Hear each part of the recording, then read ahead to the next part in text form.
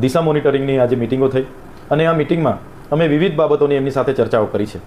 જેમ કે આજે મનરેગાની રોજગારી 6 તાલુકામાં ચાલુ નથી તો ક્યારે ચાલુ થશે અને કેમ બંધ છે, તો એમણે અમને 10 થી 15 દિવસની બાહેધરી આપી છે કે મનરેગામાં રોજગારી અમે ચાલુ કરાવી દઈશું. બીજું કે નરેન્દ્રભાઈ મોદી જ્યારે વડાપ્રધાન ડેડિયાપાડા તાલુકામાં આવે છે ત્યારે તો તંત્ર આજે યુદ્ધના ધોરણે લાગી ગયું છે. તો જૂના રાજનો રોડ કેમ બનાવતા નથી, કેમ વન વિભાગ અટકાવે છે?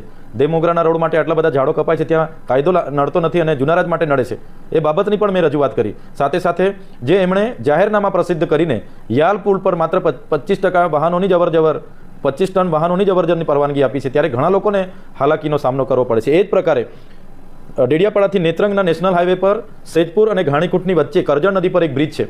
એના લીધે ત્યાં એંગલ લગાડવામાં આવ્યા છે, જેના કારણે 4 વ્હીલ સિવાયના વાહનોની અવરજવર નથી થતી અને ડાયવર્ઝન ગ્રામ્ય વિસ્તારમાંથી ખેડીપાડા થઈને કેવડી થઈને ફૂલવાડી થઈને આપવામાં આવ્યો છે. ત્યારે નેશનલ હાઈવેને આજે મેં રજૂઆત કરી છે તાત્કાલિક ધોરણે જો બ્રિજ જર્જરિત હાલતમાં હોય તો બાયપાસ એની નીચે બનાવવામાં આવે અને લોકોને આવવા જવા માટેની વ્યવસ્થા કરવામાં આવે, એની એક વાત કરી છે. ત્રીજી વાત, ચિગદા તાલુકો નવો અસ્તિત્વમાં આવ્યો છે ત્યારે ત્યાં બસ સ્ટેશન ઊભું કરવામાં આવે, પોલીસ સ્ટેશન ઊભું કરવામાં આવે, તાલુકા પંચાયત મામલતદાર ઊભી કરવામાં આવે અને સાથે સાથે આઈટીઆઈથી લઈને તમામ પ્રકારની શાખાઓ, તમામ પ્રકારના અધિકારીઓ ત્યાં હાજર રહી અને લોકોની સેવાકીય પ્રવૃત્તિ સરળ બને એ બાબતોની રજૂઆત કરવામાં આવી છે. સાથે મધ્યાહન ભોજનના જે કોન્ટ્રાક્ટરને આપવાની પદ્ધતિ છે, જ્યારે એક જિલ્લામાં એક જ કોન્ટ્રાક્ટર આખી શાળાઓમાં મધ્યાહન ભોજન પૂરું પાડે છે, એવું ગુજરાત સરકારે અહીંયા એક એજન્સી નક્કી કરી છે, જેનો પણ મેં વિરોધ કર્યો છે અને કીધું છે કે જે પ્રકારે મધ્યાહન ભોજન ચાલે છે એ પ્રકારે એમને મધ્યાહન ભોજન ચાલવું જોઈએ. જેવી અનેક પ્રકારની સુખાકારી યોજનાઓની મેં એમની સાથે ચર્ચા કરી છે અને જે રોડ અને રસ્તા પેચવર્કના બાકી છે એને પેચવર્ક કરવામાં આવે, સાઇટ કટિંગો કરવામાં આવે,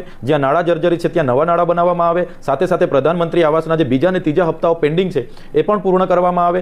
ફોરેસ્ટ ડિપાર્ટમેન્ટની જેટલી યોજનાઓ હોય, ટ્રાઇબલ સપ્લાયની યોજના હોય, નાણાં પંચની યોજના હોય, વર્ષોથી એમની જે ગ્રાન્ટ બચત છે આદિ આદર્શ ગ્રામથી લઈને એ તમામ ગ્રાન્ટોને તાત્કાલિક ધોરણે અમલીકરણ કરીને કામો પૂરા કરવામાં આવે એવી આજે મેં માંગ કરી છે.